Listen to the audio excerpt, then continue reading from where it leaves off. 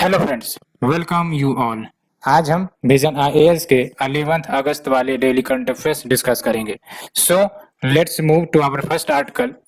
Parties must publish criminal records of candidates within 48 hours of selection. ये supreme court का statement आया है, काफी इंपॉर्टेंट स्टेटमेंट कह सकते हो।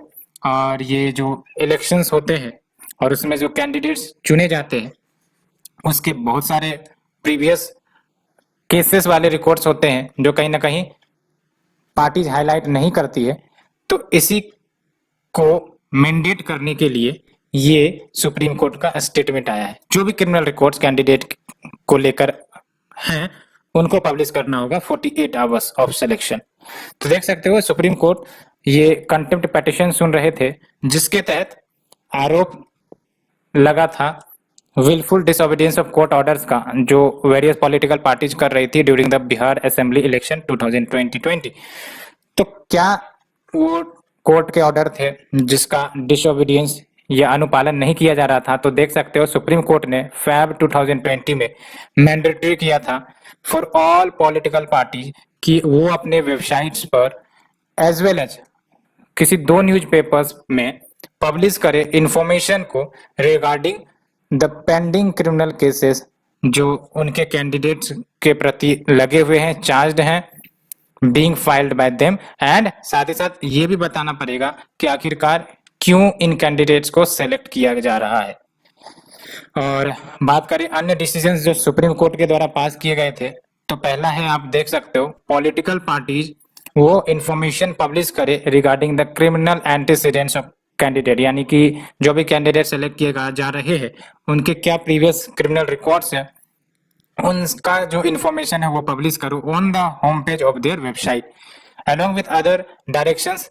तो जो इलेक्शन कमीशन ऑफ इंडिया है उनको सेपरेट सेल क्रिएट करना होगा जो मॉनिटर करेंगी कि जो कंप्लायंसेस सुप्रीम कोर्ट ने ऑर्डर करी है वो फुलफिल हो रही है, फॉलो हो रही है या नहीं हो रही है। और अगर नॉन कंप्लायंस किया जाता है पॉलिटिकल पार्टी के द्वारा तो जो इलेक्शन कमीशन ऑफ इंडिया है वो कोर्ट को बताएंगे और ये कोर्ट ऑफ कंटेम्प्ट या फिर जो कोर्ट के डिसीजन है उनका कंटेम्प्ट माना जाएगा और अकॉर्डिंगली एक्शन लिया जाएगा। Along with the supreme court directed election commission of India की डेडिकेटेड मोबाइल एप्लीकेशन क्रिएट किया जाए जिसमें इंफॉर्मेशन मौजूद हो क्रिमिनल एंटीसीडेंट्स जो भी कैंडिडेट्स हैं उनके, सो दैट जो वोटर्स हैं वो एसेस कर सके ऐसे इंफॉर्मेशन को मोर कन्वीनियंट वे में। एंड ये सब मामले क्यों आ रहे हैं? सबसे पहली बात तो ये कि ऐसे बहुत सारे आरोप लग रहे हैं कि जो पॉलिटिक्स है उसका क्रिमिनलाइजेशन हो रहा है। क्रिमिनलाइजेशन यानी कि जो कैंडिडेट्स आ रहे हैं उनके क्रिमिनल रिकॉर्ड्स हैं। दैट मीन्स कि अगर वो इलेक्शन के माध्यम से डेमोक्रेसी के सहारे पार्लियामेंट में या फिर स्टेट लेजिस्लेचर में आते हैं तो इसका निगेटिव इम्पैक्ट कहीं ना कहीं डेमोक्रेसी पर देखने को मिल सकता है। तो इसी को कहते हैं क्रिमिनलाइजेशन ऑफ पॉलिटिक्स, ठीक है। और इसके वेरियस फॉर्म्स है ना।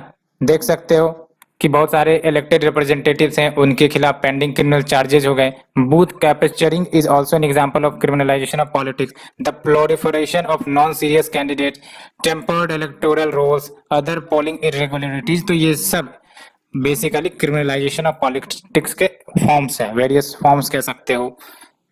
And in a related news supreme court ने यह भी आदेश दिया कि जो क्रिमिनल केस है अगेंस्ट इन एमपी और एमएलए उसको विद्रो अगर किए जाने हैं तो वो तभी किए जाएंगे जब स्टेट हाई कोर्ट का कंसेंट लिया जाएगा। यानी कि अगर लेट्स से कि एमएलए किसी स्टेट ए का निवासी है या फिर उसकी कॉन्स्टिट्यूएंसी स्टेट ए में है तो अल्टीमेटली उनके ऊपर अगर कोई क्रिमिनल केसेस हैं तो वो विद्रो किए जाएंगे ओनली जो वहां के स्टेट हाई कोर्ट होंगे वहां से कंसेंट लेकर।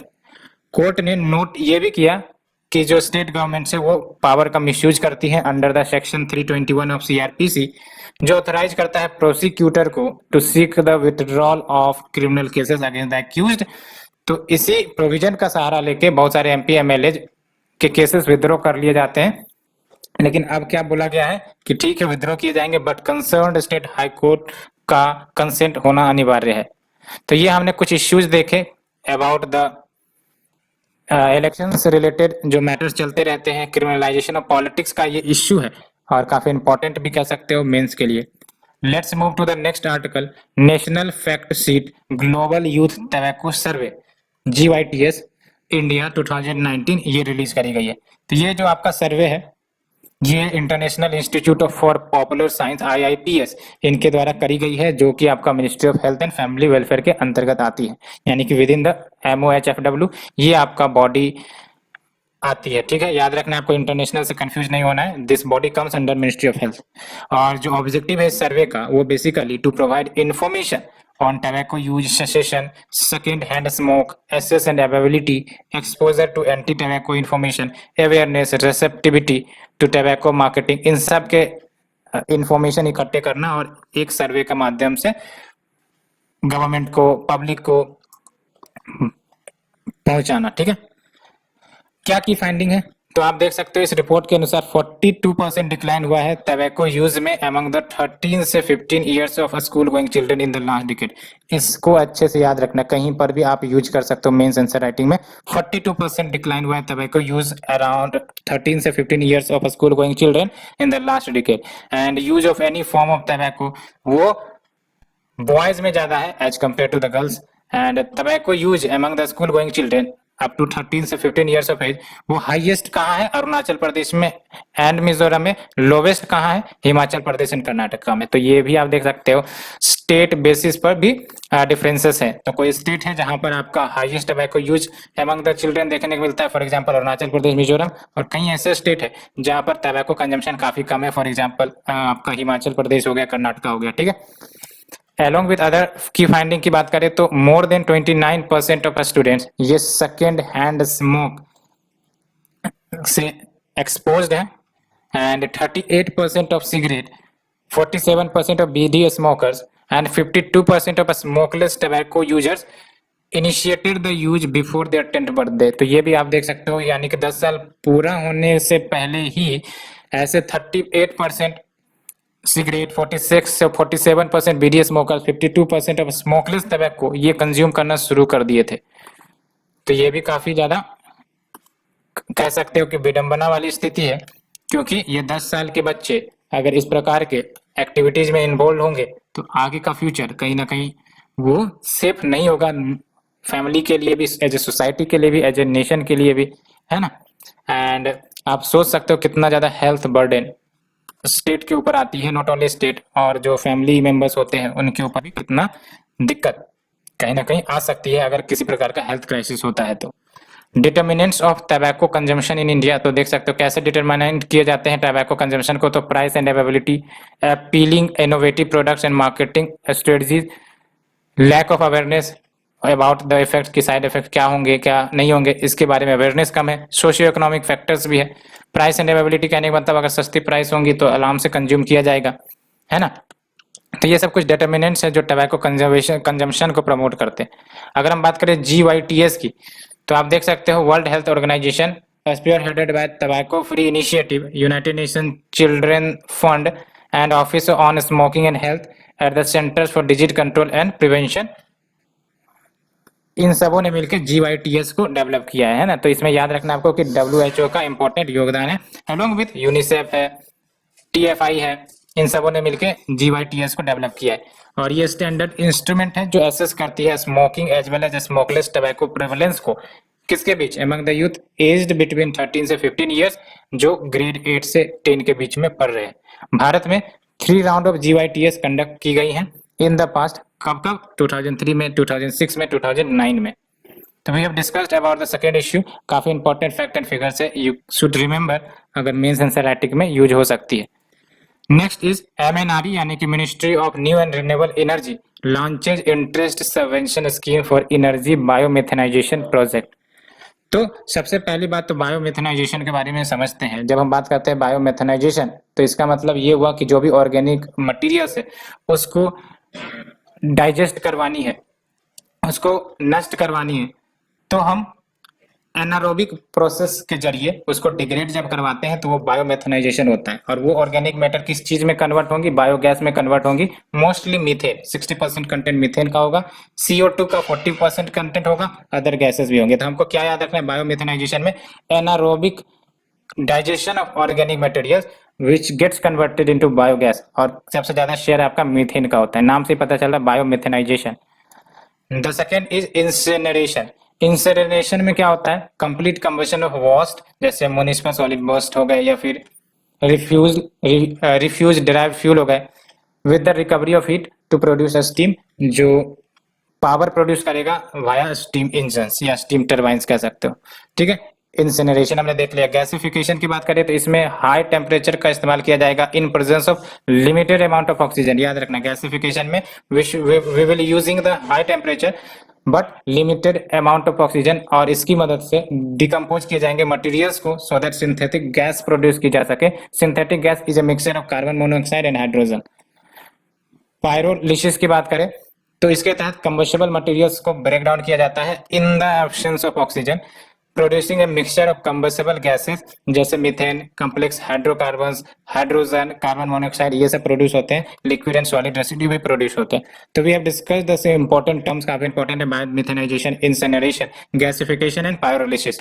अब बात करते हैं क्या इश्यू है। तो बेसिकली MNRE ने, यानी ministry of new and renewable energy, इन्होंने interest subvention scheme for energy biomethanization projects के लिए प्रोवाइड कर रही है। तो united nation industrial development organization, जिसको यूनिडो भी कहते हैं, plus ministry of new and renewable energy, इन्होंने global environment facility funded loan interest subvention scheme launch किया है, जो फाइनेंशियल असिस्टेंस प्रोवाइड करेगा किसे, innovate waste to energy biomethanization project को, as well as business model जो इससे एसोसिएटेड होंगे। ठीक है, तो क्या याद रखना है इसमें कि ये जो आपका स्कीम है किसके किसके द्वारा डेवलप की जा रही है, UNIDO plus ministry of new and renewable energy, और फंड कौन देगा, GEF, यहाँ पर वर्ल्ड बैंक नहीं है, global environment facility funded loan interest subvention scheme है, जो फाइनेंशियल असिस्टेंस प्रोवाइड करेगा to the innovative waste to energy biomethanization project and business model. और आप देख सकते हो जो industrial organic waste to energy biomethanization project है, ये जनरली कैपिटल इंटेंसिव होते हैं, यानी काफी ज्यादा पैसे इसमें लगते हैं इन प्रोजेक्ट्स में, और फाइनेंशियली सेंसिटिव भी होते हैं, बोथ ऑपरेटिंग कॉस्ट ले लो या फिर वॉस्ट एबिलिटी ले लो, रेवेन्यू ले लो। और अगर हम बात करें GEF जो इसे लोन प्रोवाइड कर रहा है, ठीक है, ये 1992 रियो अर्थ समिट, फेमस रियो अर्थ समिट आपने भी सुना होगा, इस दौरान इसे एस्टेब्लिश किया गया था, और ये लार्जेस्ट मल्टीलेटरल ट्रस्ट फंड है। और इसका क्या काम है, तो जो डेवलपिंग कंट्रीज है उनको इनेबल करना कि वो नेचर में इन्वेस्ट करें, सपोर्ट करते हैं implementation of major international environmental convention. और जब हम बात करते हैं GIS की, that is geographic information system based inventory tool of organic waste streams, इसको भी बेसिकली अनअवेल करी गई है। और ये जो GIS टूल है, GIS बेस्ड इन्वेंट्री टूल, ये डिस्ट्रिक्ट लेवल एस्टिमेट्स प्रोवाइड करेगा, जो भी available urban and industrial organic waste होंगे, एंड उनके जो भी एनर्जी जनरेशन पोटेंशियल है कि भाई साहब इतना टन ऑफ वेस्ट है तो इससे कितना एनर्जी जनरेट हो सकता है, ये सब जानकारी आपका GIS based inventory tool provide करेगा। एंड जो ministry of new and renewable energy है, वो ऑल द टेक्नोलॉजी ऑप्शंस को प्रमोट कर रही है for setting up the project so that energy recover किया जा सके in the form of biogas, bio CNG, electricity from agricultural, industrial and urban waste of renewable nature like municipal solid waste, vegetable and other market waste. Next is your waste to energy technology. ये हमने देखा भी, waste to energy technology यानी कि जो भी waste है, कचरे कूड़े हैं, उनको कैसे एनर्जी में कन्वर्ट किया जाए, ये आपका waste to energy टेक्नोलॉजी बात करता है। ठीक है, next is national commission of protection of child rights survey finds GAPS यानी कि gaps and wants all minority school under right to education. तो ये आपका जो रिपोर्ट आया है, बेसिकली ये इम्पैक्ट ऑफ एग्जेम्पशन जो आर्टिकल 15(5) में दी गई है with regard to article 21A, that is the right to elementary education, right to free education under the constitution of India, उसके इम्पैक्ट को स्टडी करेगा on the education of children of minority communities. और इसलिए ये आपका article 21A news में आया है। तो आपको ये पता है 86th कॉन्स्टिट्यूशनल अमेंडमेंट एक्ट 2002 में करी गई थी, और इसके तहत आर्टिकल 21A को ऐड किया गया था, which made the right to education a fundamental right for children between age 6 से 14 ईयर्स। एंड 93rd अमेंडमेंट, इसने क्लॉज 5 को इंसर्ट किया था in article 15 and facilitated the formulation of special provision by the state. किसके लिए? For members of SC, ST, socially and educationally backward classes, so that admission provide करी जा सके इन्हें to all educational institution including आपका private unaided institutions हो गई, लेकिन एक्सेप्ट द माइनॉरिटी इंस्टीट्यूशन। याद रखना आपको, माइनॉरिटी इंस्टीट्यूशन में रिजर्वेशन का जो प्रोविजन था वो एक्सटेंड नहीं किया गया था। ठीक है, क्या की फाइंडिंग है? तो largest number of out of school children वो मुस्लिम कम्युनिटी से बिलोंग करते हैं, 1.1 crore approx. And minority schools ये देख सकते हो catering to less than 8% of the minority children population. तो जो जितने भी माइनॉरिटी चिल्ड्रन पॉपुलेशन है मात्र 8% को ही ये कैटर कर रहे हैं। कौन? Minority schools. And 62.5% of student जो माइनॉरिटी स्कूल्स में हैं वो नॉन माइनॉरिटी कम्युनिटीज को बिलोंग करते हैं, नॉन माइनॉरिटी कम्युनिटीज को। And only 8.76% of the student जो माइनॉरिटी स्कूल्स में हैं वो socially and economically disadvantaged background से बिलोंग करते हैं। क्या रिकमेंडेशन है? तो कवरेज ऑफ आरटीई एक्ट मदरसा में एक्सटेंड किया जाए, ये बोला जा रहा है। साथ ही साथ जनरल एजुकेशन सब्जेक्ट्स को भी मदरसा में इंट्रोड्यूस किया जाए। And expand the coverage of scholarship, क्योंकि करंट स्टेटस में देखें तो only government affiliated institution receive the scholarship. And also to ensure retention of students, कि अगर स्टूडेंट्स आते हैं तो वो जल्द ना स्कूल छोड़ के भाग जाएं, क्योंकि एनरोलमेंट रेशियो अच्छा होना ये एक बात है, साथ ही साथ मेंटेन करके रखना उस स्टूडेंट्स को in the class, in the school, ये दूसरी बात है। और हमें दोनों पर फोकस करनी पड़ेगी। और अगर हम बात करें एनसीपीसीआर की, that is your national commission of protection of child rights, NCPCR, ये आपका स्टेट्यूटरी बॉडी है और इसे कंस्टिट्यूट किया गया है commission for protection of child rights act 2005 के तहत under the administrative control of ministry of women and child development. और इसका मैंडेट वही है, टू इंश्योर कि सारे जो लॉज हैं, पॉलिसीज हैं, प्रोग्राम्स हैं, एडमिनिस्ट्रेटिव मैकेनिज्म है, वो चाइल्ड राइट्स के अकॉर्डिंग हो, as enshrined in the constitution as well as UN convention on rights of child. So we have discussed this issue. Let's move to the next article. Lok Sabha passes amendment bill on homeopathy, National Commission for Indian System of Medicine. तो देख सकते हो ये जो आपका national commission for homeopathy amendment bill 2021 है, ये propose करता है कि national commission for homeopathy act 2020 को अमेंड करेंगे और इसके तहत मेडिकल एजुकेशन सिस्टम की सुविधा प्रोवाइड करी जाएंगी जो एसेसिबिलिटी को इम्प्रूव करेगा to the quality and affordable medicinal education. And इसके तहत ये बात कही जाती है कि जो सारे पावर्स हैं exercise and functions performed by the board of governor, ये 1973 एक्ट के अनुसार था, ये वो कंटिन्यू किए जाएंगे 2020 एक्ट के तहत भी and will continue to remain in force. तो ये बात कही गई है। आप देख सकते हो ये जो 2020 एक्ट था इसने होम्योपैथी सेंट्रल काउंसिल एक्ट 1973 को रिप्लेस किया था, जहां पर सेंट्रल काउंसिल ऑफ होम्योपैथी जो 1973 एक्ट से बना था उसको रिप्लेस किया था with A national commission for regulating homeopathic education and practice. और आप देख सकते हो ये जो आपका national commission for Indian system of medicine amendment bill 2021 है, ये Indian medicinal central council act 1970 को रिपील करेगा and it will help make available the Indian system of medicine professionals across the country.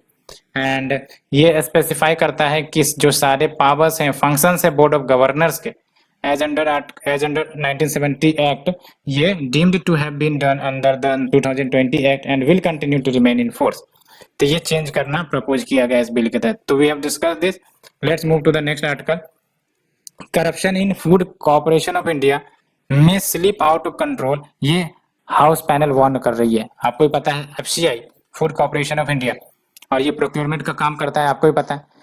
तो उसी से जुड़ा हुआ ये आपका पार्लियामेंट्री पैनल का रिपोर्ट आया। तो स्टैंडिंग कमेटी जिनका एक रिपोर्ट आया है that is the procurement, storage and distribution of food grains by FCI, ये अभी हाल ही में पार्लियामेंट में रखा गया।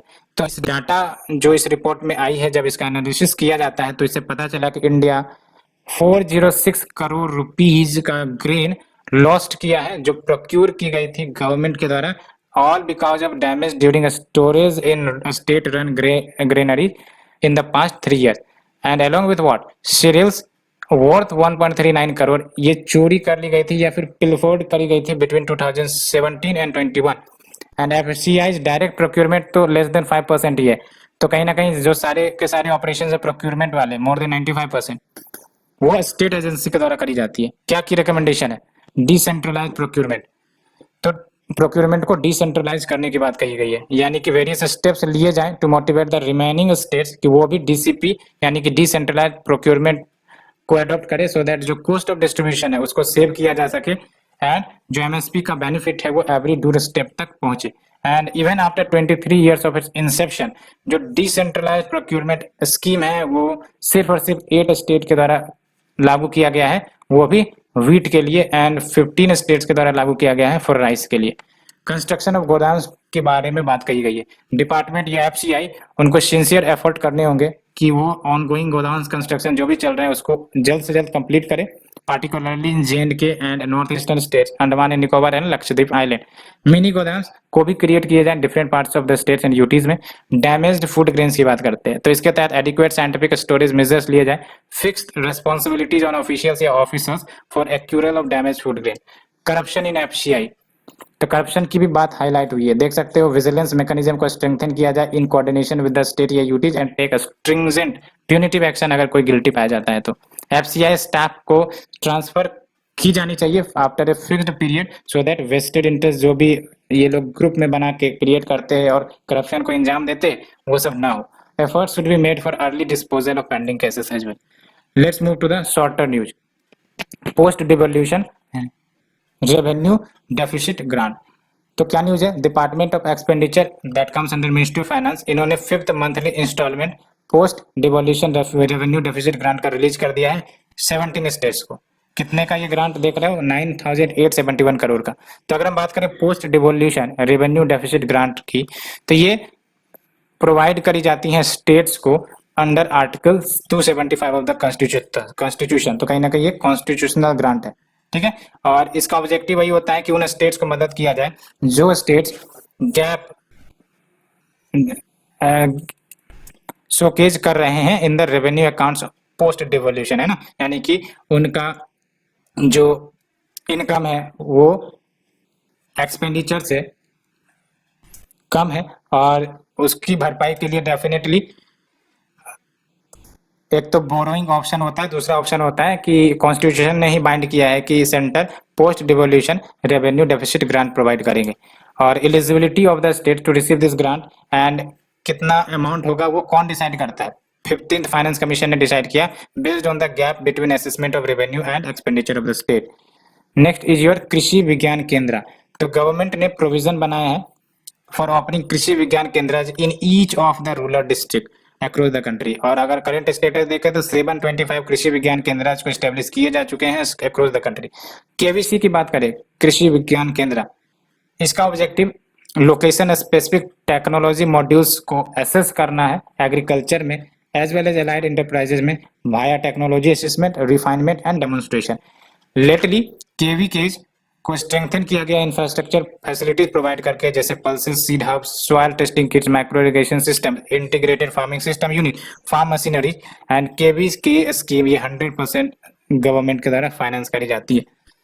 Presence of water on moon, तो देख सकते हो जो इसरो का होम ग्रोन इंस्ट्रूमेंट है जो चंद्रयान 2 पर लगा हुआ है उसने डिटेक्ट किया है unambiguous presence of hydroxyl and water molecules, कहां पर? मून में, with the precision of differentiating between the two. तो चंद्रयान 2 का जो प्रोडेसेसर था कौन था? चंद्रयान 1 2008 में लॉन्च किया गया था and it was among the lunar craft जिसने कंक्लूसिवली सिग्नेचर्स ऑफ वाटर को फाइंड किया था on the earth's only natural satellite that is your moon and remote detection of water and hydroxyl signatures on the lunar surface. ये काफी महत्वपूर्ण रखती है because it provides clues to understand the various sources of water production mechanism. Next is your Marburg virus. तो Guinea जो western Africa में country है इसमें मारबर्ग डिजीज का केस पाया गया है, कंफर्म हो चुका है। तो ये जो आपका मारबर्ग वायरस है हाईली वायलेंट डिजीज है एंड इसके कारण हेमोरेजिक फीवर, फर्टिलिटी रेशियो आप देख सकते हो अप टू 88%, काफी ज्यादा है and it belong to the same family that is the Ebola virus and first outbreak इसका 1967 में जर्मनी में देखने को मिला था, उसके बाद सर्बिया में भी देखने को मिला था, ठीक है। And humans catch this infection कैसे? जब वो प्रोलॉन्ग्ड एक्सपोजर होंगी टू द माइंस या फिर caves which is inhabited by rousettus bats, तो बैट्स से ही ये वायरसेस इमर्ज हो रही हैं। It can spread through human to human transmission via direct control of infected people and with contaminated surfaces and materials. Next is your Al Mohed Al Hindi 2000 2021। तो first naval exercise between India and Saudi Arabia ये organise करी गई और इस exercise का नाम आप देख सकते हो Al Mohed Al Hindi 2021 and plan करी गई थी 2019 में, लेकिन नहीं हुआ because of the COVID and comprises a number of shore and sea based drills जो जुबैल पोर्ट पर होंगी। Next is Varahagiri Venkatagiri. तो प्रेसिडेंट ऑफ इंडिया ने होमेज पे किया है तो श्री वीवी गिरी जो फॉर्मर प्रेसिडेंट रह चुके हैं इंडिया के ऑन हिज बर्थ एनिवर्सरी। और वीवी गिरी की बात करें तो ये लीडिंग फ्रीडम फाइटर थे, वेटरन लेबर लीडर थे, एबल स्टेट्समैन थे एंड ग्रेट पार्लियामेंटेरियन थे and he was fourth president of India from 1969 to 1974 and after the death of former president that is Zakir Hussain मई 1969 में गिरी जो वाइस प्रेसिडेंट थे at that time इन्होंने acting president का role निभाया था। नेक्स्ट इज मजार शरीफ, अफगानिस्तान में लोकेशन है। अफगानिस्तान काफी ज्यादा न्यूज में आ रही है because of the Taliban coverage extending time and time. India अब टेम्पररी रीलोकेट करेगा इंडिया बेस्ड पर्सनल को from the consulate in Mazari Sharif. Decision इसलिए आई है बिकॉज अर्जेंट कॉल कहा गया है कि इवैक्यूएशन किए जाए सारे इंडियन नेशनल्स का from the Afghan city in A special flight. And फिर आप देख सकते हो बर्गिन नॉर्वे में है, ये आप अफगानिस्तान में मजार शरीफ यहाँ पर है, ठीक है। Kabul is the capital of Afghanistan and Bergen की बात करें विच इज इन नॉर्वे। तो INS Talwar as a part of ongoing deployment ये बर्गिन हार्बर पहुंच चुकी है, यहाँ है आपका Bergen harbour and in a landmark first the Indian navy participated in maritime partnership exercise with the royal Norwegian navy. तो Bergen बस याद रखना आपको मैच द फॉलोइंग के रूप में कि ये आपका नॉर्वे में। So we have covered all this article, hope you understood and thank you friends, thank you very much।